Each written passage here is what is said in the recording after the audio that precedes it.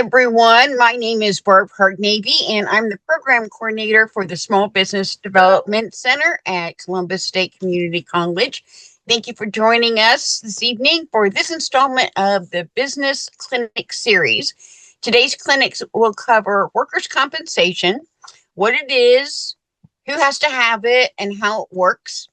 Our presenter today is Melony Bryant. Melony is the Minority and Small Business Advocate with the Ohio Bureau of Workers' Compensation, where she provides services to small businesses, chambers of commerce, and other state agencies in all of Ohio's 88 counties. Melony has been with the Bureau for the better part of a decade and has more than 25 years of experience in workers' compensation administration. And with that, since we only have an hour and a whole bunch of information to fit in, I'm just going to turn it over to Melony. I appreciate it. Thank you so much, Barb. Good evening. I'm going to share my screen now and then we can get. Looks great. All right, awesome. Well, my name is Melony Bryant, and I'm the Minority and Small Business Advocate with the Ohio Bureau of Workers' Comp. I tell everyone this is the most important slide that I'm going to cover today because it has all of my direct contact information. So generally, I tell people, don't worry about calling the 800 number. When you have a question about workers' compensation, feel free to reach out to me directly. And generally, I can answer your question without having to bounce you around to other departments. So if you want to take a screenshot, I'm sure this information will be shared later as well. But feel free to reach out to me whenever you have any kind of workers' compensation questions. The easiest way to reach me is by my email address. I do cover all 88 counties, so the whole entire state. So I travel quite a bit, but oftentimes I'm sitting in the audience getting ready to go up and do my presentation, and I have time to look at emails and respond to emails. And so email is typically the easiest way. I can usually research a question and get back to you in a timely manner. So make sure you're utilizing me. And as we go through this presentation, feel free, I can't see the screen at all, Barb, if someone were to put anything in the chat. But if you have a question and you want to put it in the chat, feel free, and Barb will let me know. Or I'm also fine with you unmuting yourself and asking a question. I've been doing this job for quite a long time, so most questions won't stop me, and I'll be able to pick back up right where we left off. So let's get started. So who are we as an agency? BWC is one of 4 monopolistic states in the country when it comes to workers' compensation. And monopolistic basically means your business has workers' compensation coverage with our agency, or you do not have workers' compensation coverage. And in essence, what that means is you get workers' compensation coverage with us because no one else in the state by law is permitted to provide that. So all the types of business insurances that you may think of in your day-to-day life are not permitted to pay for work-related injuries, only BWC. So in the other states that are not monopolistic, a business could go to like a Travelers, for instance, and say, hey, write me a workers' comp policy with this amount of limits and this amount of deductibles. In Ohio, all employers must come to our agency to get workers' compensation coverage. And we'll talk a little bit more in detail about some of the other aspects of us being monopolistic. All right, so I always assume that because I've been doing this for 30 years, that everyone knows what BWC does and what workers' compensation is. And I guess if you're not a business owner who's had workers' comp, or you're not an employee who's had a workers' compensation claim, most people don't really know how we operate and what we do. We are a unique state agency in the sense that we are not taxpayer funded. I get a lot of people who will say, oh, I pay your salary because they think their tax dollars contribute to our agency. But our agency is run basically by premiums that employers pay into the state fund. So we charge business owners premiums to cover their work-related injuries that may happen for their employees. So businesses pay premiums into the state fund. We hold those and we keep those in the state fund to pay for any employee in the state. And I say any, but most employees in the state are covered under our system. Should they be injured, then their workers' compensation claim is covered. And so we pay for things like indemnity, which is missed wages. So if Joe Smith is injured and his doctor says, hey, Joe Smith can't work for 2 weeks, he needs to rest and recover, then we would supplement his missed wages. We pay for the medical expenses involved in that claim. So that would be his doctor visit that Joe Smith had. his prescriptions that may be prescribed by his physician, surgeries, if things of that nature are required under the claim. There's a bullet on this slide that says no fault. And a good example of how our system is no fault is Joe Smith is supposed to wear safety goggles every day. And today he chooses not to wear them. He says it's too hot, they're making him sweaty, or they irritate his eyes for whatever reason. He's not going to wear safety goggles, and he doesn't. And he's working on his machine and something flies into his eye and he needs to go to the urgent care to get treated. You as a business owner are thinking, well, I think that claim should be denied because I told Joe Smith a million times to wear safety goggles. And so now it's his fault that happened, and I don't think it should be covered under workers' comp. And what I tell employers is that sounds somewhat logical. However, the way that the workers' compensation system looks at your relationship with your employees is more of a parent-child relationship, if you will, meaning that whose responsibility is it ultimately that Joe Smith was not wearing his safety goggles? You as the employer. So you probably should not have allowed John Smith or Joe Smith to continue working in an unsafe manner. He probably should have been sent home. However you handle that through personnel policy, your HR policies, but because you allowed him to work in an unsafe manner, it's ultimately your responsibility. And that claim would have ultimately been allowed within our system. The last bullet says no true tell of a claim. In most types of insurances, there are caps and limits. So, most of our insurance policies that we have, car insurance, health insurances, will pay up to this amount of money, and then you're sort of on your own. In the Ohio workers' compensation system, our system is driven by what physicians say. And so we don't necessarily always listen to what the injured worker thinks is appropriate in their claim. We don't always necessarily listen to what the employer thinks is appropriate. We're going to ask the physician to certify what they believe is appropriate as far as missed wages, what they think is appropriate in regards to medical treatment.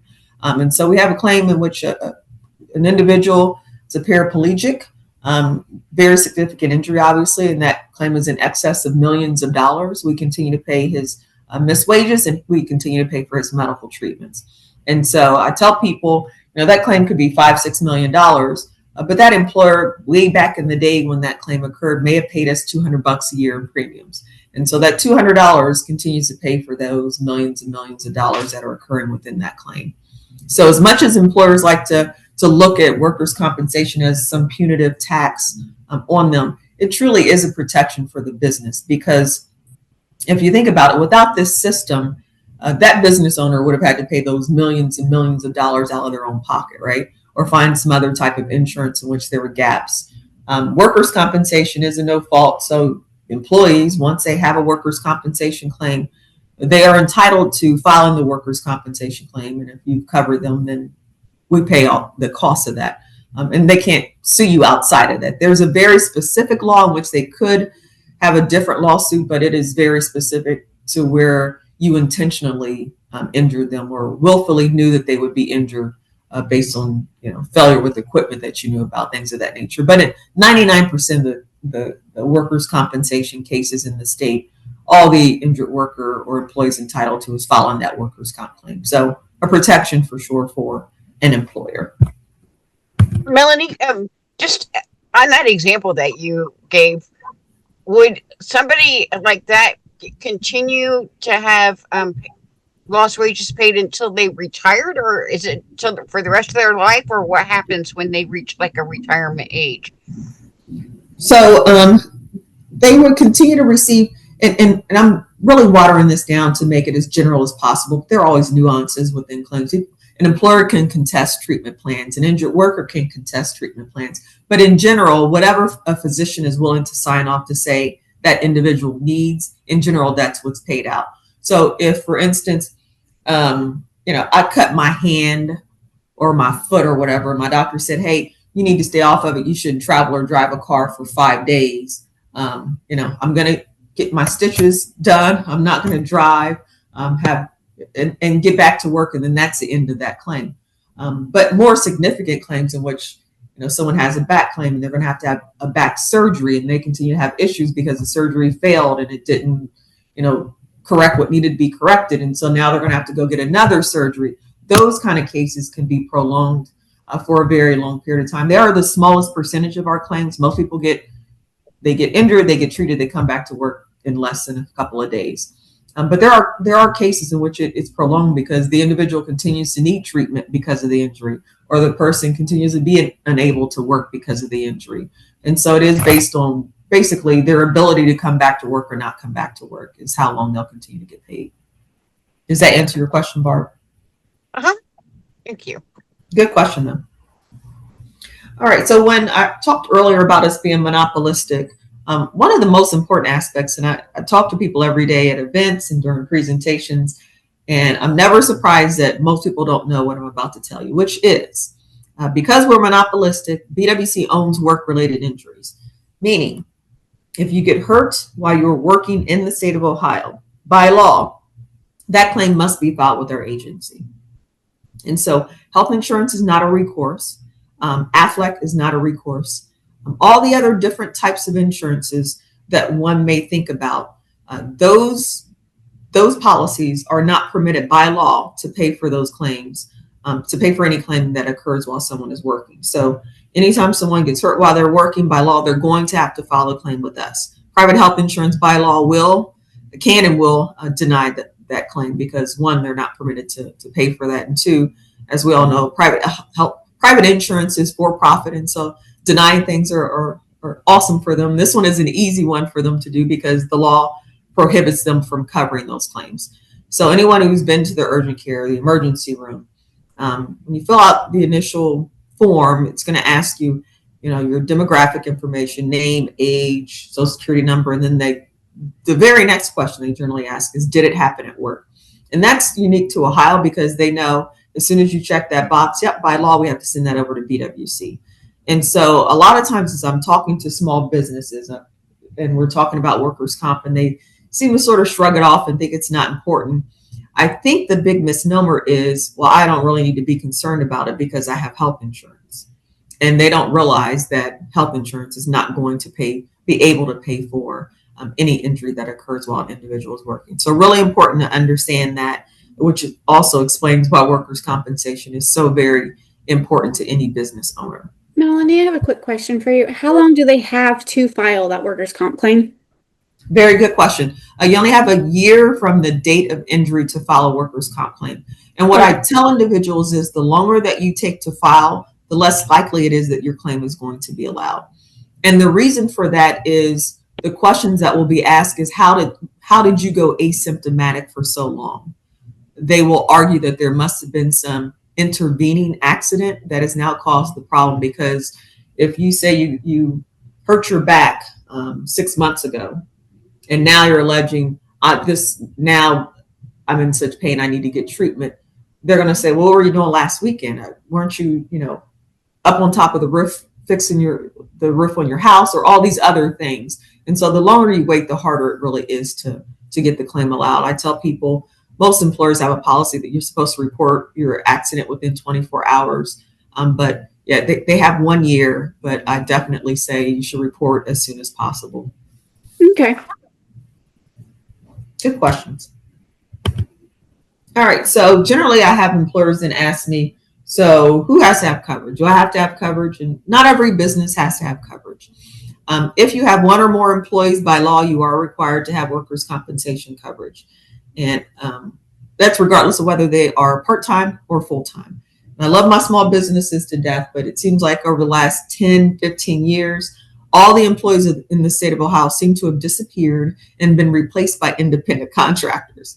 I don't know where this business advice came from and why it's so rampant in the small business community, but people tend to believe that giving someone a 1099 or just solely calling them a contractor or an independent contractor makes them an independent contractor. And that may be the case in all different other aspects of life and business agreements. But for workers' compensation, that is not necessarily the case. We basically say if it walks like a duck and it quacks like a duck, it's a duck. And that's regardless of whether you give them a 1099. It's regardless of whether you call them an independent contractor. And it's regardless of these one-page agreements that I sometimes see in which it's like this little one-pager with 6 or 7 bullets on it. One of the bullets says, I'm not an employee. The second bullet says, I will not file workers' compensation.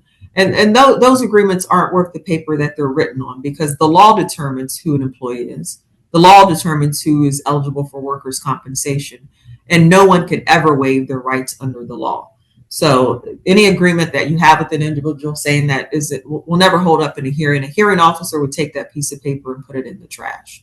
And I have gotten calls from people who called into the governor's office or their legislator's office, and they're upset, and they've contacted my unit for us to try and figure out what we can do to help the individuals. And in those cases, I tell them, like, here's what the law says. And so that agreement, you're basically writing law, and you're not able to do so. And so be very careful about calling someone an independent contractor. I tell people to check themselves and say, hey, am I controlling this individual? Independent contractors work independently.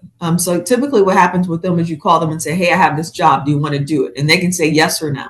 They can say, yeah, I'll take it. Or they can say, no, I'm busy right now with some other projects. Maybe call me next month when you have a project. That's an independent contractor. People tend to confuse flexible schedules with being an independent contractor.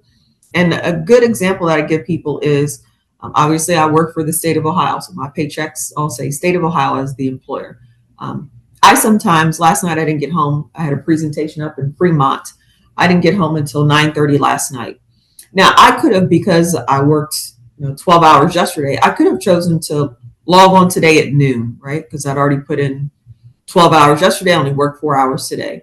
But that's having flexibility in my schedule. That doesn't make me an independent contractor because I have the ability to flex out my hours and change my hours. It just means I have a flexible work schedule. And so generally what I tell individuals who are trying to determine whether someone's an employee or an independent contractor is I say, if you can't tell me why they're not an employee other than you just don't want them to be an employee, then they're probably an employee. Usually you can write off the top of your head why someone is an independent contractor. But if it's hard for you to explain to me and give me the differences as to why they're not an employee, in most cases they are going to be an employee. And if that is the case, they do have to be covered. What's extremely detrimental for you as a business owner, if you fail to cover them, is if they are hurt while they're working for you and they file a workers' compensation claim with us. If we determine that they are an employee and you should have covered them, we are going to cover their workers' compensation claim. So it's not their fault you didn't cover them. However, what that means for you is you now have a non-compliance claim. And non-compliance claims basically are like having a car accident and you don't have car insurance. You're now responsible for that entire bill, right? So if Joe Smith needed to have surgery this month because of that injury and the surgery was 10 grand, we're going to pay it. But then at the end of the month, we're going to send you a bill to reimburse us. And that goes on for the lifetime of the claim.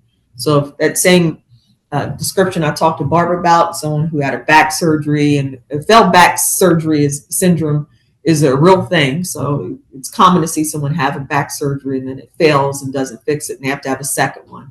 And those are $50,000, $60,000 surgeries. So in that case, that employer, if they didn't have coverage, every time that surgery is occurring and all the treatments in between and all the missed wages, all those things, that employer is getting a bill from us every time we pay anything out. And we are represented by the Attorney General's office. So unpaid bills to BWC become unpaid AG bills. And anyone who's had to deal with that knows that is life-changing and life-altering. So most businesses could not withstand or sustain having Attorney General bills. So really important to make sure individuals are being properly classified. Questions about that before I move on? All right. The very next question I get is, so what if I don't have employees and it's just me? Do I have to have workers' comp coverage? The answer is yes and no.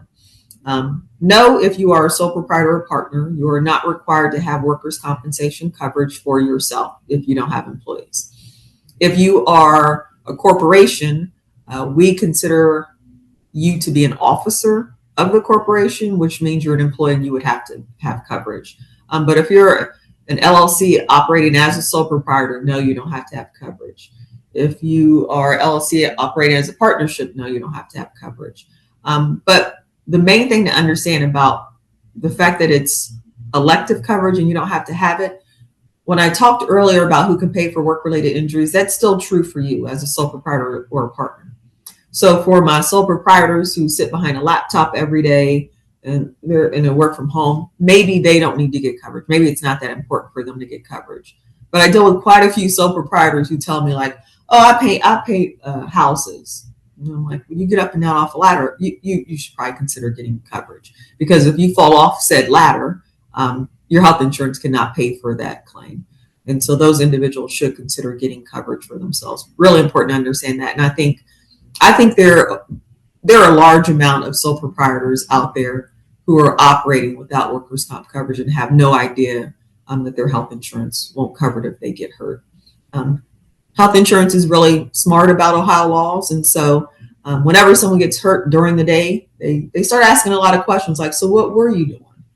Because most of us in the middle of the day are working, right? So they're trying to figure out if this was workers' comp and whether it's something that they have to pay. So really important. All right, applying for coverage is very easy. Everybody does everything online. There's our website. It's on the home page. It's at the center of the page as soon as you get on our website is apply for coverage or file a claim, because those are the two main things that people do with our agency. There's a $120 application fee. That $120 does go towards your premium. So if your premiums are calculated to be $200, you've already paid the $120 application fee. Your balance due would be $80. It is not necessary. I get people who do this all the time. They will say, I think I'm going to hire employees in January, so I'm going to open up a policy now. And there's no need for that, because you're going to be paying for coverage to cover nobody. When you apply for coverage and you pay the $120, you get a certificate of coverage right away. So, I don't recommend anybody wait until the last minute, but if you want to do it a day before, a couple days before, that's sufficient in order to make sure you get coverage. When you apply for coverage, it is understood that you are applying for coverage for your employees, not for yourself. You are not automatically included on the policy if you're a sole proprietor or partner, because obviously, once, as we talked about in the previous slide, that's optional for you. There is a question on the application that's going to say, do you wish to elect coverage for yourself? And most people check no. I don't know if it's just like people are used to checking no when they don't understand the question or what it's asking, but people check no and then they get hurt and they're wondering why we denied their claim. They did not elect to cover themselves as well. So if you're wanting to be included on the policy, you have to check yes to that question. Good news is, if for some reason you make a mistake and you realize it later, you can always add yourself to the policy at any point in time. And it's a very simple process. It's going to try and get down to the bottom of what you do, so it knows what rate to assign to you. It's going to ask you, estimated payroll, things of that nature. But if you're a small business that is not very complicated, it's not going to take you long to complete the application. So generally people then go, well, how much is it? How much is it going to cost me? I just had a lady today sent me an email and she said, hey, how much are my premiums going to be? And that's all she said to me. She didn't give me any background information. She didn't tell me what she did, anything. She just said, hey, how much are my premiums going to be? And it's not a complicated way of calculating premiums, but the two things that I have to have, that our agency uses in order to calculate premiums, is a description of work. So we have hundreds of manual classifications. Manual classifications are descriptions of work. So there's one for clerical. There are hundreds for construction, hundreds for manufacturing. It gets pretty detailed in those types of industries. And each one has its own rate. The rate is based on how much do we pay out in claims for that particular type of work. I used to say the more dangerous the work or hazardous the work, the higher the rate.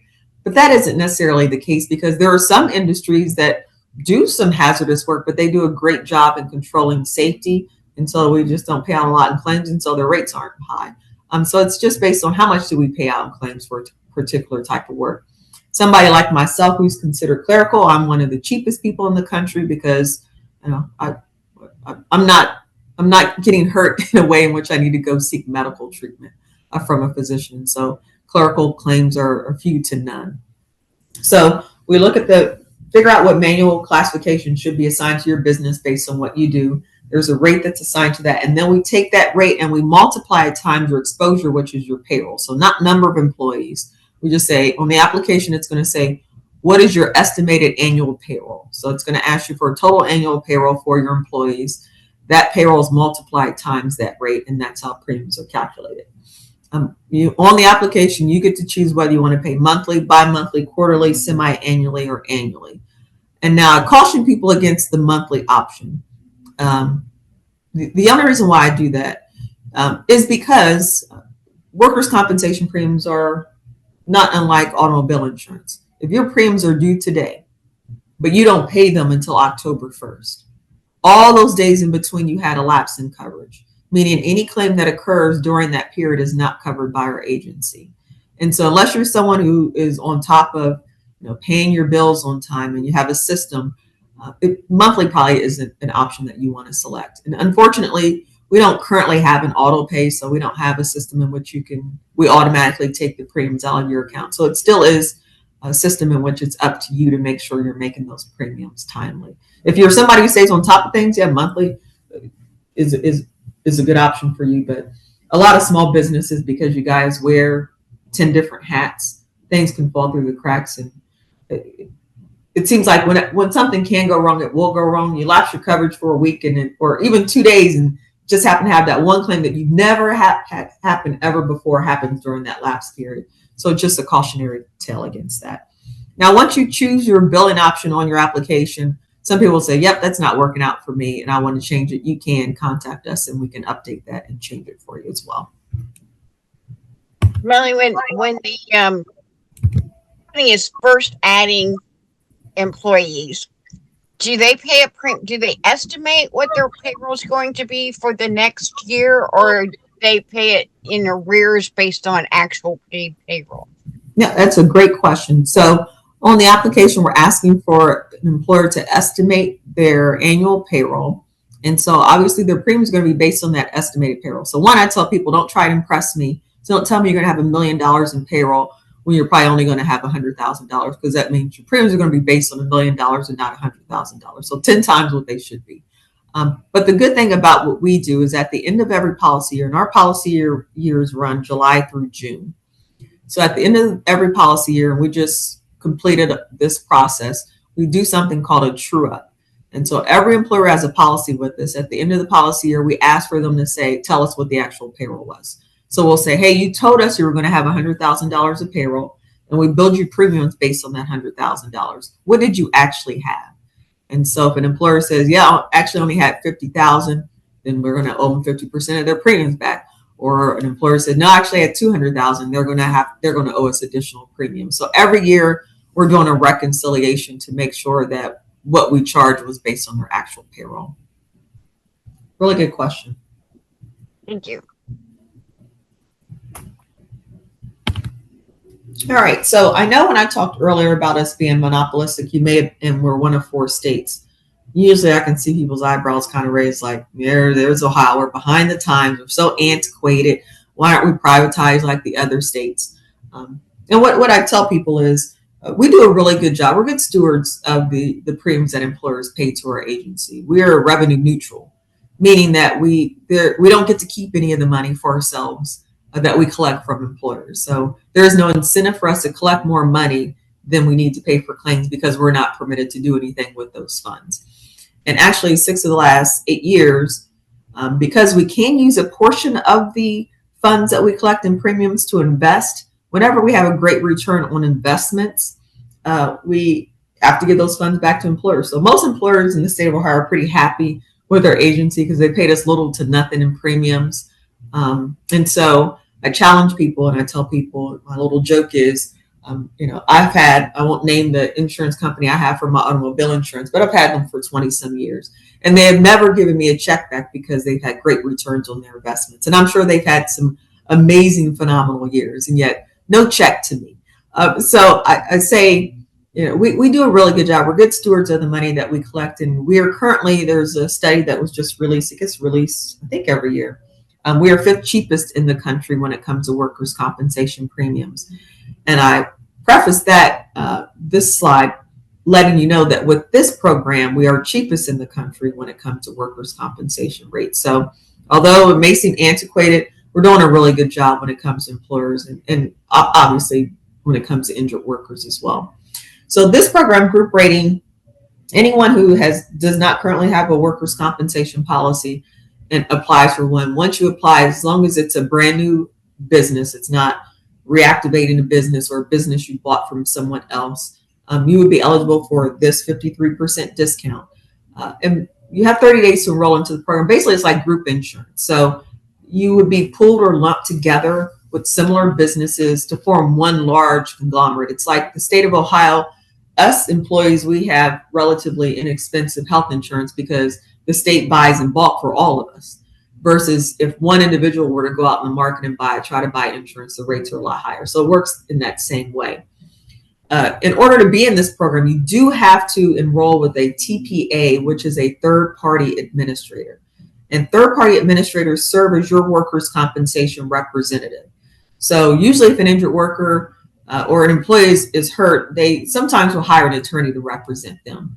You as a business owner have no idea how to file motions, appeals, things of that nature. And so a third-party administrator becomes your workers' compensation representative of record. And so they'll attend the hearings, they'll file motions, appeals, they'll contact you about documentation that may be missing to assist in keeping your workers' compensation costs as low as possible. And they'll ultimately put you in one of their group programs. They submit a roster to us of the individuals who are participating in the group program, and then we know to bill you according to that group rate. So even if you may get solicited, and you may have heard of different organizations reaching out saying, hey, get in our group, and you may be thinking, well, Melony told me that no one else, I don't pay premiums to anybody else but BWC, and that is the case.